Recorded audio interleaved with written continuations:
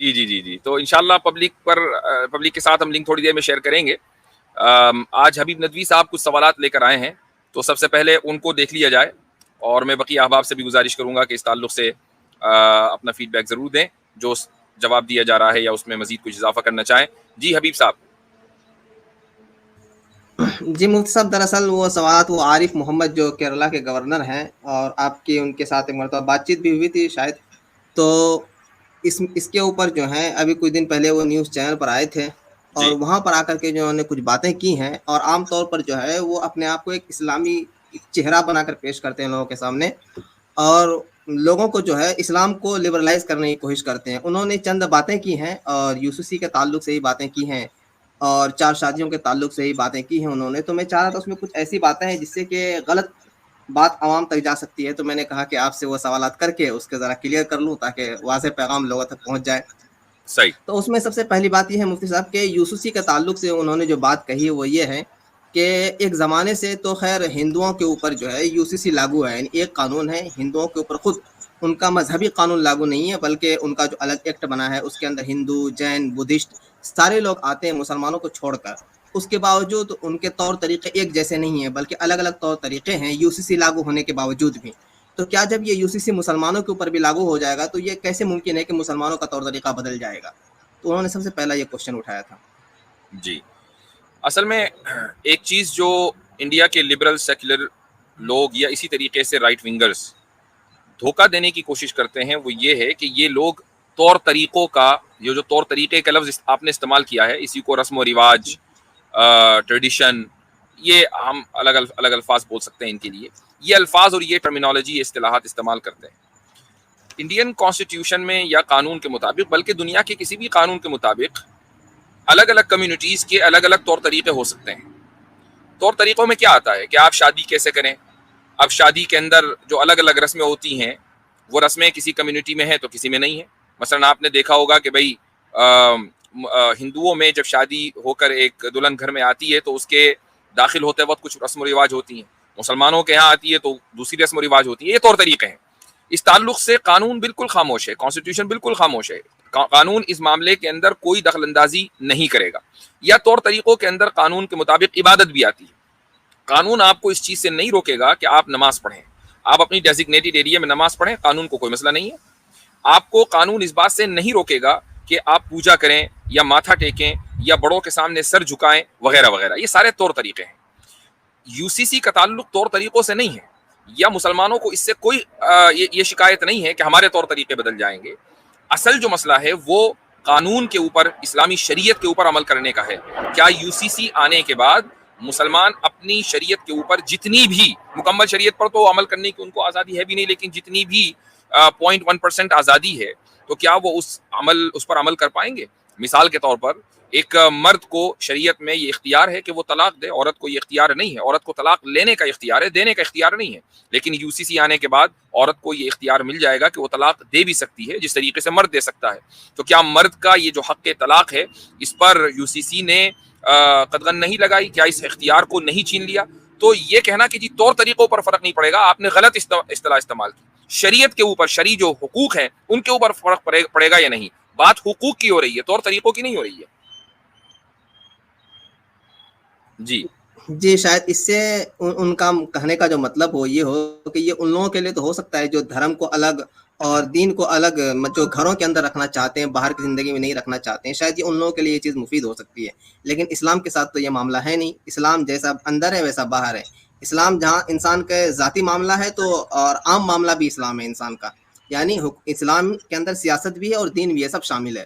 اس اعتبار سے مسلمانوں کا دین یہ مفتی صاحب بہت اچھا اور بہت بہترین بات آپ نے کیا. اچھا ویسے آپ نے بھی یہاں پر مجھ سے ایک بات اور عارف محمد خان جتنا بھی انٹرویو وغیرہ دے رہے ہیں 2018 کے بعد سے، 17 کے بعد سے، میری شاید ان سے بات 2017 میں ہوئی تھی، تو وہ وعدہ خلافی کر رہے ہیں. ان کا ایک انٹرویو اور ان کی ایک تقریر مجھ سے کیے ہوئے وعدے کی خلاف ورزی ہے. اور اس کی وجہ یہ ہے کہ میری اسٹریم میں انہوں نے مجھ سے یہ کہا تھا کہ اگر ایک حدیث کا میں نے ان کو حوالہ دیا کہ آپ نے اس حدیث کا غلط ترجمہ کیا ہے، تو وہ کہنے لگے کہ اگر آپ یہ ثابت کر دیں کہ میں نے یہ ترجمہ کیا ہو تو میں تقریر کرنا چھوڑ دوں گا. اور میں نے یہ ثابت کر دیا. تو لیکن انہوں نے تقریر کرنا نہیں چھوڑا، تو کوئی عارف محمد خان کو کہے کہ بھائی 2017 سے آپ مستقل وعدہ خلافی کر رہے ہیں، یہ تقریریں چھوڑ دیں، چونکہ آپ کے اس چیلنج کا جواب دیا جا چکا تھا. مفتی عبداللہ منہاج صاحب بھی تشریف لے آئے. اہلا وسہلا، السلام علیکم. آپ کی آواز نہیں آ رہی. السلام علیکم ورحمۃ اللہ وعلیکم وبرکاتہ. السلام ورحمۃ اللہ. اچھا جی، تو کنٹینیو کرتے ہیں جی. اگلا اگر جی کسی کو مفتی اس صاحب ابھی تعلق میں آپ کچھ اضافہ کرنا ہو تو کرے. جی مفتی صاحب، اس میں ایک دو چیزیں عرض کرنی تھی کہ جی. طور طریقے تو ہم مثال کے طور پہ اگر مسلمانوں کو بھی لے لیں ہم، تو اگر اس میں بھی اگر کہیں گے کوئی چار فقہیں چلیں ٹھیک ہے، اس میں بھی اگر فقہ حنفی کو لے لیں ہم، یعنی کہ میں بہت پریسائز وے میں جا رہا ہوں اس لیے میں اور جی تخصیص کر دیا کہ فقہ حنفی کو بھی لے لیں تو تقریباً مجھے لگتا ہے کہ 50 کروڑ سے زیادہ لوگ جو ہے دنیا میں فقہ حنفی فالو کرتے ہیں، لیکن قانونی اعتبار سے سب کے سب تو فقہ حنفی فالو کرتے ہیں، لیکن طور طریقے تو الگ ہیں. مثال کے طور پہ جو ترکی میں ہیں ان کے طور طریقے ہم سے الگ ہیں، جو سینٹرل ایشیا میں ہیں ان کے طور طریقے ہم سے الگ ہیں. تو یہ طور طریقے کو اور کہہ لیں کہ قانونی جو پہلو ہے، دین کا جو قانونی پہلو ہے، اس کو ایک کر کے یہ ایک فریب دینے کی کوشش کر رہے ہیں. تو طور طریقے تو ایسے بھی نہیں بدلیں گے، وہ تو ہندوستان میں ہی مسلمان اگر کیرلا میں چلے جائیں اور نارتھ میں چلے جائیں تو ان کے طور طریقے الگ ہوتے ہیں، لیکن وہ ایک شریعت پہ عمل کر رہے ہوتے ہیں. تو جی ہاں، یہ بات شاید جی بالکل صحیح. اس کی ایک مثال میرے ذہن میں آئی، آپ نے جو سینٹرل ایشیا کا حوالہ دیا. اسلام میں چاہے کسی بھی فقہ کو آپ فالو کریں، حلال گوشت ہی کھایا جا سکتا ہے، حرام گوشت نہیں کھایا جا سکتا، چاہے آپ کسی بھی فقہ میں چلے جائیں. ہاں، اس حلال گوشت کی تفصیل میں کہ بھئی حلال گوشت کون کون سا ہے، کیا کیا جانور آتے ہیں، کیا کیا نہیں آتے، اس میں اختلاف ہو سکتا ہے، لیکن حلال اور حرام میں کوئی اختلاف نہیں ہے. لیکن حنفی اسکول میں ایک مسئلہ آتا ہے کہ کیا گھوڑے کا گوشت حلال ہے یا نہیں. تو سینٹرل ایشیا میں جو مسلمان ہیں وہ عام طور سے گھوڑے کا گوشت کنزوم کرتے ہیں، اور ان کے ہاں گھوڑے کو اسی طریقے سے ذبح کیا جاتا ہے جس طریقے سے دوسری جگہ بھینسوں کو اور بکروں کو اور گائے کو ذبح کیا جاتا ہے، اور باقاعدہ یعنی یہ ایک کامن یعنی کھانا ہے ان کا. لیکن اگر آپ انڈیا، پاکستان، بنگلہ دیش میں چلے جائیں تو کسی کے تصور میں بھی نہیں ہے کہ وہ گھوڑے کو کھائے گا. حالانکہ فقہ حنفی کی روح سے گھوڑا حلال ہے، لیکن یہ طور طریقے کا فرق ہے، قانون نہیں بدلا، طور طریقہ بدل گیا. بالکل جی. اچھا جی، تو اگلا سوال لے لیں. جی جی مفتی صاحب، اور انہوں نے اسی اس میں آگے انہوں نے ایک بات اور کہی تھی کہ 4 شادیوں کے تعلق سے کہ اسلام کے اندر جو 4 شادیوں کی اجازت ہے یہ ایک خاص حالات میں، یعنی خاص استھتی میں ہے کہ جب کوئی ویسی وپدا آ جائے، کوئی پریشانی آ جائے، جیسے ورلڈ وار 2 کی انہوں نے مثال دی کہ اس کے بعد عورتوں کو زیادہ بچے پیدا کرنے پر اس کو سمانت کیا جاتا تھا، اس کو عزت دی جاتی تھی. تو ایک خاص حالات میں عورتوں کو زیادہ بچے پیدا کرنے کی وجہ سے عزت دی گئی. اسی طریقے سے اسلام کے اندر جو ہے 4 شادیاں جو ہیں یہ بھی عام حالات سے نہیں بلکہ خاص حالت میں ہے. مثال انہوں نے دی احد کی لڑائی کے بعد، جب 4 شادی کا حکم آیا تھا کہ احد کی لڑائی کے بعد جو 1/3 مرد ختم ہو گئے تھے، اس کے بعد 4 شادیوں کی اجازت دی گئی. تو اس کو عام حالات سے جوڑنا کہ عام حالات میں بھی اگر انسان چاہے تو 4 شادی کر سکتا ہے، یہ بالکل جائز نہیں، درست نہیں ہے، اور یہ کانٹیسٹ کے خلاف بات ہے. یہ انہوں نے پیش کرنے کی کوشش کی ہے. اور اسی تقریباً 15 منٹ کے بعد جی. کون سے چینل پر تھے وہ؟ یہ اس میں ابھی جو آتے ہیں، کیا نام ہے ان کا، ایک منٹ میں آپ کو چینل بتا دیتا ہوں، سب ذہن سے بات جا رہی چلے ہے. آپ نے دیکھ لیجیے گا، میں اس کا جواب دے دوں. گویا کہ عارف محمد خان 2 طرح کے بلنڈر کر رہے ہیں. پہلا بلنڈر جو انہوں نے قرآن کریم کے حوالے سے کیا کہ خاص حالات میں ضرورت کے تحت اجازت دی گئی، جبکہ قرآن کریم کی آیت جس سے یہ ثابت ہوتا ہے کہ ایک مسلمان مرد 4 شادیاں کر سکتا ہے، اس آیت میں جو الفاظ ہیں وہی دراصل عارف محمد خان کے اس دعوے کو مسترد کرنے کے لیے کافی ہیں. وہ الفاظ کیا ہیں؟ فَانْكِحُوا مَا طَابَ لَكُمْ، مَا طَابَ لَكُمْ کے الفاظ ہیں کہ جو تمہیں پسند آئے عورتوں میں سے، مثنیٰ و ثلاث و رباع، 2، 3 یا 4. اگر بات ضرورت کے تحت اجازت کی ہوتی تو قرآن کریم کا یہ اسلوب نہ ہوتا. قرآن کا پھر یہ اسلوب ہوتا کہ اگر ضرورت ہو تو تم 2 سے یا 3 سے یا 4 سے نکاح کرو. لیکن قرآن یہ نہیں کہہ رہا ہے کہ ضرورت کے وقت 2 یا 3 سے نکاح کرو، بلکہ یہ کہہ رہا ہے کہ پسندیدگی اگر ہے تو 2 سے کر لو، 4 سے کر لو، 3 سے کر لو. تو اس سے یہ ثابت ہوا کہ اس مسئلے کا تعلق ضرورت سے نہیں ہے. ہاں، یہ الگ بات ہے کہ کچھ علاقوں میں اس پر عمل ضرورت کے وقت زیادہ ہوا، یہ ایک فطری چیز ہے، نیچرل چیز ہے. پہلا پوائنٹ. دوسرا پوائنٹ، اگر آپ یہ کہہ رہے ہیں کہ مردوں کو ایک شادی ہی کرنی چاہیے الا یہ کہ ضرورت ہو، خاص حالات ہوں، جیسے کہ یعنی زیادہ افراد چاہیے سوسائٹی کو، تو ایسی صورت میں زیادہ شادیاں کی جا سکتی ہیں. تو پھر یہ ماننا چاہیے کہ انسانی سوسائٹی اپنی تاریخ کے آغاز سے خاص حالات میں جی رہی ہے، عام حالات میں نہیں جی رہی ہے. اس لیے کہ آپ نون ہیومن ہسٹری میں آپ دیکھیں گے کہ شروع سے لے کر ابھی آج سے 150 سال پہلے تک تمام انسانی سوسائٹیز، چاہے آپ ویسٹ میں چلے جائیں کہ ایسٹ میں چلے جائیں کہ نارتھ میں کہ ساؤتھ میں، پولیگمی کرتی آ رہی ہیں. تو آپ یہ مان لیں کہ خاص عام حالات ابھی 150 سال پہلے شروع ہوئے ہیں. اسلامی انسانی تاریخ سے لے کر شروع سے لے کر آج تک 150 سال پہلے تک کے خاص حالات ہی چل رہے تھے. تو یہ کتنا بڑا بلنڈر ہے جو عارف محمد خان نے نیوز چینل کے سامنے مارا. اور اس کی وجہ یہ ہے کہ لبرل جو ہوتے ہیں وہ کوشش کرتے ہیں، اسلام کو چھوڑنا نہیں چاہتے، یعنی چھوڑ بھی چکے ہوتے ہیں. یہ آدمی بتوں کے سامنے ماتھا ٹیک چکا ہے، پتہ نہیں کتنے مندروں میں جا چکا ہے. تو یعنی ایسے شخص کو مسلمان کون تسلیم کرے. لیکن ان کا مسئلہ یہ ہوتا ہے کہ جس مذہب میں یہ پیدا ہوئے ہوتے ہیں یہ اوپنلی اس کو چھوڑنا بھی نہیں چاہتے. اس کے پیچھے ان کا ایک ایجنڈا ہوتا ہے اور چاہتے ہیں کہ اس مذہب کو بدل دیں، خود نہ بدلیں، اس مذہب کو بدل دیں. تو یہ اس لیے اس طرح کے جھوٹ پبلک کے سامنے یہ لوگ پیش کرتے ہیں. مفتی صاحب اس میں ایک بات ایڈ کرنا چاہوں گا کہ عارف صاحب جو ہے آج تک ان نے کتنی بار جو ہے وہ 4 شادیوں پہ بولا ہوگا اسلام میں، یا یہ بولا ہوگا کہ مسلمان معاشروں میں جو عورتوں کی حالت ہے وہ بہت خراب ہے، بہت کچھ بولا ہوگا. لیکن آج تک ایسے، صرف میں ان کی بات نہیں کر رہا ہوں، ان جنرل کبھی بھی مجھے کسی بھی لبرل، یہ جو جتنے بھی لبرل مائنڈ سیٹ کے لوگ ہیں چاہے وہ انڈیا میں ہوں یا کسی بھی ملک میں ہوں، یہ نہیں ان سے آواز اٹھی کہ پورنوگرافی یا پورن انڈسٹری میں کس طریقے سے عورتوں کی ایکسپلائٹیشن ہو رہی ہے. کیا وہاں پہ ہم بات نہیں کریں گے؟ نہیں، وہاں پہ اس کا چوائس ہے. تو اگر کوئی عورت مرضی سے چوائس سے چاہتی ہے کہ وہ 3 سوتنوں کے ساتھ رہے، وہاں پہ ان کو مسئلہ ہے. لیکن ایک پورن انڈسٹری میں جہاں پہ 2-3 سال ایک عورت کو ایکسپلائٹ کر کے اس کے بعد اس کو پھینک دیا جاتا ہے، چھوڑ دیا جاتا ہے، اور اس کو اختیار بھی نہیں ہوتا کہ وہ کل کو اگر ریگریٹ کرے تو وہ ویڈیوز ڈیلیٹ کروا دے، وہاں پر اس کو اس چیز کا اختیار نہیں ہے. لیکن وہاں پہ وہ کچھ بولیں گے بھی نہیں کہ اٹس ہر چوائس. پتہ نہیں یہ ڈبل سٹینڈرڈز کیوں. عارف محمد خان کا بیان منی پور کے تعلق سے بھی آیا ہے یا نہیں؟ میں نے تو نہیں دیکھا، کسی اور نے دیکھا ہو تو پلیز کنفرم کریں. منی پور میں جو عورتوں کا اسالٹ ہوا ہے ہندوتوا موب کے ذریعے، کیا اس تعلق سے کوئی بیان انہوں نے دیا ہے؟ کسی کی نظر میں گزرا ہے؟ کیا انہوں نے کنڈیم کیا ہے؟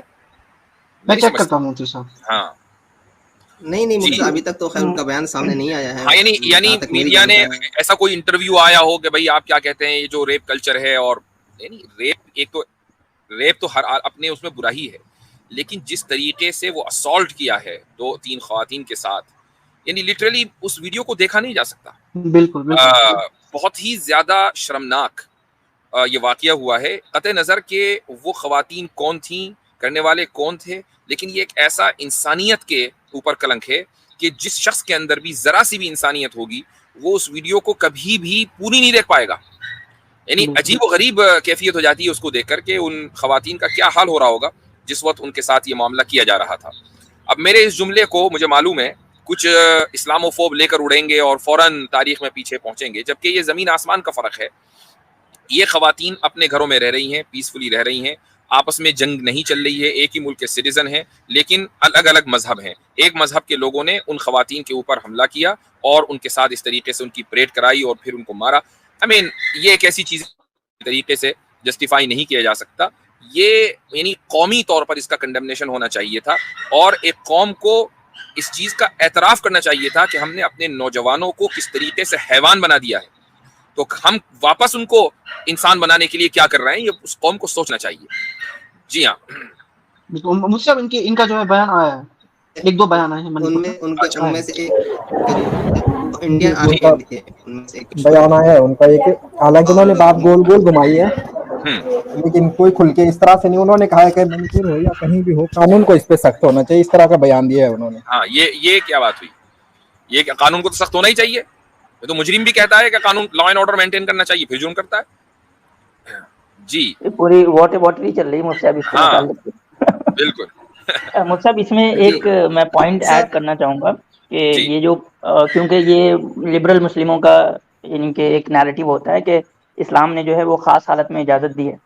اسلام نے اجازت کہاں دی ہے؟ اسلام نے تو بلکہ کہیں تحدید کی ہے. اسلام سے پہلے تو انلمیٹڈ شادیاں ہوتی تھی. صحیح. تو آپ کا جو لائن آف ریزننگ ہے پورا کہ اسلام نے اجازت دی ہے، اسلام نے اجازت دی ہی نہیں ہے، اسلام نے تو تحدید کی ہے. زبردست. تو یہ پورا لائن آف ریزننگ ان کا غلط ہے. بہت اہم پوائنٹ. یعنی وہ یہ کہنا چاہ رہے ہیں کہ شروع سے پہلے ایک شادی کرتے آ رہے تھے لوگ، تو اسلام نے بڑھا کے 4 کر دی خاص حالات میں، جبکہ اس کا الٹا ہوا کہ پہلے انلمیٹڈ شادیاں ہو رہی تھی، اسلام نے گھٹا کر 4 کر دی. जी जी जी, अहम पॉइंट है। अच्छा, आगे बढ़ने से पहले मैं चाहूंगा, कौन कौन गया भाई? हबीब नदवी आउट हो गए क्या? हबीब साहब ने, हबीब साहब अच्छा, ने जी। चलिए वो जुड़ते हैं। एक चीज़ मैं तमाम अपने नाजरीन से, व्यूवर्स से दरख्वास्त करूंगा कि हमारी जितनी भी स्ट्रीम्स हुआ करें, चाहे वो मेरे चैनल पर हो या किसी दूसरे चैनल पर, मुफ्ती अब्दुल्ला साहब के या कहीं भी, उसको आप ज़्यादा से ज़्यादा शेयर करें। कल का एक वाक़या मैं आपको सुनाता हूँ। कल मैं हमारे कैसर अहमद राजा साहब के चैनल पर था, तो वहाँ एक साहब आए, और हो सकता है कि वो इस वक्त व्यूवर्स में हों और हमें सुन रहे हों। तो वो बहुत इमोशनल हो गए और उन्होंने कहा कि मैं 26 मई को मुर्तद होने वाला था। मैंने इरादा कर लिया था कि मैं इस्लाम छोड़ दूंगा, और मैं एक मुर्तद के चैनल पर था। अचानक आप लोगों की वीडियोस रिकमेंडेशन में आ गई, तो वो मुझसे क्लिक हो गया वैसे ही, यानी इरादा नहीं था, बिला इरादा वो वीडियो क्लिक हो गई और मैंने उस वीडियो को देखा तो मैं बिल्कुल एकदम बदल गया। और फिर एक वीडियो से दूसरी वीडियो, दूसरी तीसरी, और मैंने कई वीडियोस देखी, मेरे जितने शुबहात थे सारे खत्म हो गए। और वो आदमी इतना इमोशनल हुआ कि भाई अल्लाह ताला ने आपको जरिया हिदायत बनाया, वरना मैं तो मुर्तद हो गया था। तो कहने का मकसद ये है कि आप लोगों का जो कंट्रीब्यूशन इस अमल में है, इस काम में है, वो ये है कि आप इसको ज़्यादा से ज़्यादा लोगों तक, हमारे इस मिशन को पहुंचाएं, ताकि ऐसे बहुत से लोग होंगे कि जो किसी वजह से शुकूक व शुबहात का शिकार हो गए होंगे, लेकिन अल्लाह ताला इस पूरे काम को और इस एफर्ट को जरिया हिदायत उनके लिए बनाएगा। तो आपके लिए भी आप भी सबब हिदायत बनेंगे, और यानी यही आपका कंट्रीब्यूशन है। तो मैं चाहूंगा कि आप इसको ज्यादा से ज्यादा शेयर करें, जहां जहां भी इसको शेयर किया जा सकता है। अच्छा मुफ्ती साहब, बस एक मैं चाहता हूँ, एक लोग ऑडियंस रिक्वेस्ट करूँ, जैसे मुफ्ती साहब ने कहा, मैं भी आपसे यही कहूंगा कि आप जितना हो सके शेयर करें। और उसी के साथ, जैसे हमने किसी पे मतलब ये पाबंदी नहीं लगाई है कि हमारा कॉपीराइटेड कंटेंट है, कोई नहीं चढ़ाएगा, मगर एक मेरी रिक्वेस्ट है कि जब भी आप हम में से किसी का जो है वो वीडियो चढ़ाएं, तो अपने जो थंबनेल्स हैं उनको क्लिक बेट ना बनाया करें, उनको डिसगस्टिंग ना बनाया करें, क्योंकि एक दो थंबनेल्स हमारी नजरों से गुजरे जिसमें जो है वो ठीक नहीं थे वो थंबनेल। तो मेहरबानी करके थंबनेल जो है वो कॉन्टेक्स्ट जो वीडियो में है उसको वैसा ही दर्शाया करें, विद इन लिमिट्स। बल्कि मैं चाहूंगा कि अगर वो किसी तरीके से थंबनेल आ जाए ना, तो लोगों की इस्लाह भी हो जाए कि भाई थंबनेल जो है वो किस तरीके से बनाने चाहिए। वो मेरे पास से तो निकल गया, कि किसी के पास महफूज है वो, तो उसको फिर स्क्रीन शेयर करके दिखा दिया जाए।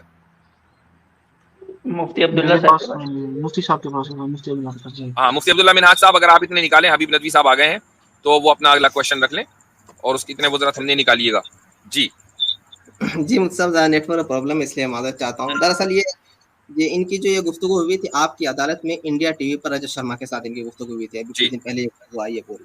और अगला सवाल इन्होंने उठाया जिहाद के ताल्लुक से, कि जिहाद जो है इस्लाम के अंदर सिर्फ दिफाई है, इक़दामी जिहाद इस्लाम के अंदर नहीं है। यानी दिफाई भी उस वक्त जबकि मुसलमानों को आस्था की वजह से उसके ऊपर जुल्म किया जाए, तो उस वक्त ही मुसलमान जिहाद नहीं कर सकता, बल्कि उसके साथ ही घर छोड़ने पर मजबूर कर दिया जाए उस वक्त भी नहीं कर सकता, बल्कि घर छोड़ने के बाद, यानी इलाका छोड़ देने के बाद, जब उसके पास ताकत आ जाए, जब मुसलमान ताकत में आ जाए, उस वक्त कर सकता है, नहीं तो नहीं कर सकता, वरना नहीं। तो यानी आरिफ साहब ये कह रहे हैं कि उत्तराखंड में जिन मुसलमानों ने घर छोड़ा है, वहां से वो निकलें, कहीं और जाएं और ताकत हासिल करें और फिर जिहाद शुरू करें। वो ये कह रहे हैं, अगर ये कहना चाह रहे हैं तो कहें, यही बात कह दें शायद उनके कुछ गुनाह धुल जाए तो लेकिन वो ये भी नहीं कहेंगे।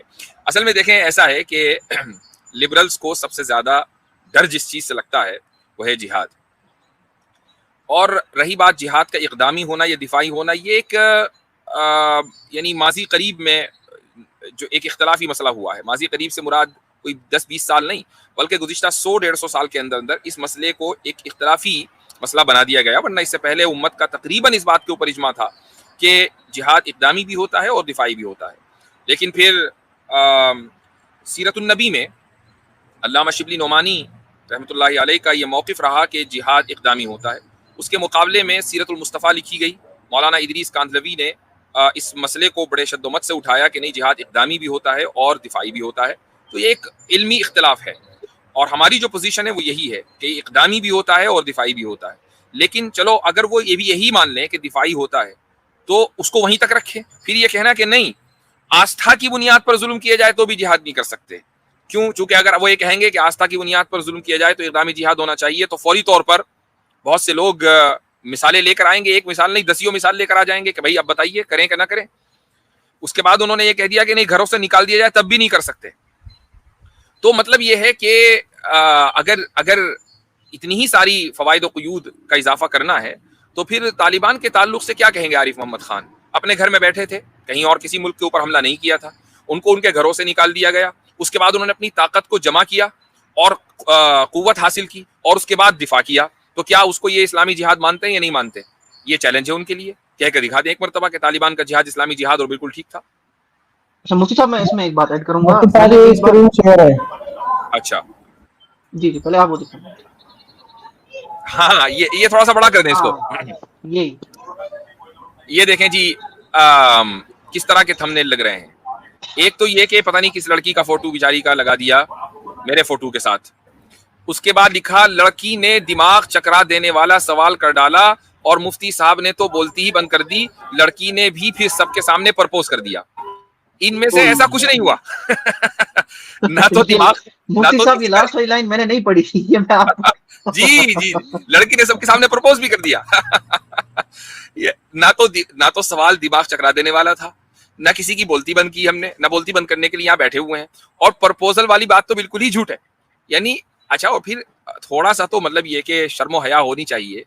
آپ ایک اسلامی کنٹینٹ پیش کر رہے ہیں, آپ علماء کو جن کی نسبت علم دین سے ہے ان کو آپ سامنے لے کر آ رہے ہیں, ان کے تھمبنیل میں فوٹو لگا رہے ہیں. بھائی سامنے برابر میں کچھ اس طرح کے فوٹو کہ جس سے جو اسلام کے حجاب کے کانسیپٹ کے خلاف ہوں وہ تو نہ لگائے نا.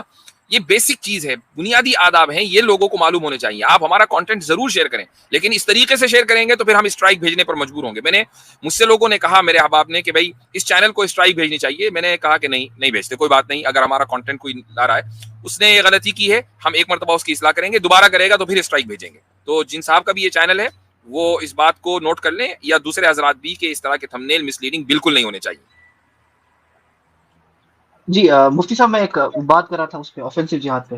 تو میں نے میری اپنی اسٹریم ہوئی تھی آج سے 6-7 مہینے پہلے, اس میں بھی سوال آیا تھا ایسا ہی.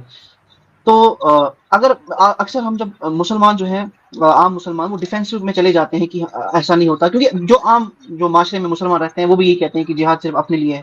لیکن پھر جب بعد میں جو اسلام مخالف, جو اسلام دشمن لوگ ہیں, وہ پھر حضرت عمر کے ٹائم کے جو کانکویسٹ ہیں وہ لاتے ہیں یا باقی چیزیں. تو لوگوں کو یہ سمجھنے کی ضرورت ہے کہ اس ٹائم پر, کیونکہ اتنے یونائٹڈ نیشن بنا نہیں تھا, یہ سب کسی ٹریٹی میں بند نہیں تھے, ایک چیز انسان کو ہمیشہ یاد رکھنی چاہیے, that is a law of nature. وہ یہ ہے کہ یو کی ناٹ سروائیو وداؤٹ ایکسپینڈنگ. ٹھیک ہے, اگر اس وقت سعودی عرب یعنی جو اس وقت کا جزیرۃ العرب تھا, جس کی ایک طرف پرشین امپائر تھا اور ایک طرف بیزنٹین امپائر تھا, اگر وہ اٹیک نہیں کرتے وہ کر دیتے, اور یہ 100% شور تھا, ان میں سے کوئی ایک کر دیتا وہ دونوں کر دیتے. اور اسی لیے یہ کہنا کہ آفینسو جہاد نہیں ہے, یہ پاگل پنتی ہے اور کچھ نہیں, کیونکہ یہ آپ کو آگے بھی کام آئے گا, کیونکہ یون کب تک رہے گا, کس کو پتا ہے یون کب ختم ہو جائے. اور اسرائیل اس کی سب سے بڑی مثال ہے. آفینسو ڈیفینسو ان کی اپروچ ہے کہ اس سے پہلے کوئی ملک ہم پہ اٹیک کرنے کے قابل ہو ہم ہی کر دیں. جیسے عراق میں انہوں نے بامبنگز کی, نیوکلیئر ان کے جتنے بھی بن ہی رہے تھے, ابھی وہ بننے والے نہیں کہ نیوکلیئر ریئیکٹرز گرا دیے. تو دس ہیپنس, یہ کوئی نئی بات نہیں ہے, اس میں کوئی گھبرانے والی بات نہیں ہے. عمدہ پوائنٹ. اچھا جی آگے چلیں. عاصم بھائی آپ کچھ کہنا چاہ رہے تھے؟ یہ آواز کس کی طرف سے آ رہی ہے؟ شاید حبیب بھائی کی طرف سے آ رہی ہے. جی حبیب ندوی صاحب, میرے خیال سے ایک سوال اور, کتنے رہ گئے ہیں سوال؟ کتنے ہیں؟ 3 سوال ہے. اچھا چلیں کریں, جلدی جلدی کر لیں تاکہ پھر ہم لنک پبلک کریں. آواز آپ کی بریک کر رہی ہے, میرے لیے سب کچھ ہو رہا ہے, بریک ہو رہی ہے. جی جی بھائی. تو ایک جو اہم سوال ہے وہ ہے کہ انہوں نے چکرورتی بیاج تعلق سے کہا تھا کہ اسلام کے اندر جو ہے صرف چکرورتی بیاج حرام ہے, اور یہ پوائنٹ مضبوط کرنے کے لیے آواز بہت زیادہ خراب آ رہی ہے ابھی بھائی. جی سمجھ میں نہیں آ رہا کیا کہہ رہے ہیں. اسلام میں شاید چکرورتی بیاج حرام ہے, اس تعلق سے کچھ بات کر رہے تھے. چلے میرے خیال سے مجھے صاحب ایک کام کرتے ہیں, اس کو بیچ میں رکھتے ہیں سیگمنٹ کو, یا اینڈ پہ رکھ دیتے ہیں. ہاں اس کو دیکھ لیں. ویٹ کر رہے ہیں. جی آج تھوڑا تاخیر بھی ہو گئی, اگلی مرتبہ بقیہ 3 سوال کو لے لیں گے انشاءاللہ. تو 2-3 ہو گئے, اگلے سیگمنٹ میں لے لیں گے انشاءاللہ تعالی. اچھا جی, تو میں کا حضرت کمنٹ آ رہا ہے نیچے کہ شاید وہ کوئی ستندر نام سے ہیں, اسلام قبول کرنا چاہتے ہیں, تو کیا ان کو لیں پہلے؟ ہاں ان کو لے لیجئے. تو لنک جو ہے وہ ہم سب سے پہلے پبلک کر دیں, اور کوئی صاحب بھی نہ آئیں, سب سے پہلے وہ صاحب آ جائیں. تو آپ لوگ جو ہے ہماری اس اپیل کو ذرا سا نظر انداز نہ کیا کریں. اگر ہم کہہ رہے ہیں کہ ابھی تھوڑا صبر کریں, جب میں انشاءاللہ پبلک کے لیے عام کر دوں گا, ابھی بھی پبلک کے لیے عام کر رہا ہوں, لیکن ابھی آپ لوگ رکیں, ان صاحب کو آنے دیں, اور اس کے بعد پھر آپ لوگ آئیں انشاءاللہ. اچھا جی، تو آپ ذاتی طور سے تو ان سے کوئی وہ نہیں ہے نا رابطہ، مفتی عبداللہ منہاج صاحب کامنٹ پہ ہیں وہ؟ ہاں ایک صاحب جو ہے ان کو میں نے پرائیویٹ دی لنک، تو وہاں سے اگر وہ جڑ جائیں گے تو بآسانی آ جائیں گے. اچھا ٹھیک ہے، تو بہتر ہے آپ ان کو اتنے وہ کرنے رک جائیے میں ذرا سا.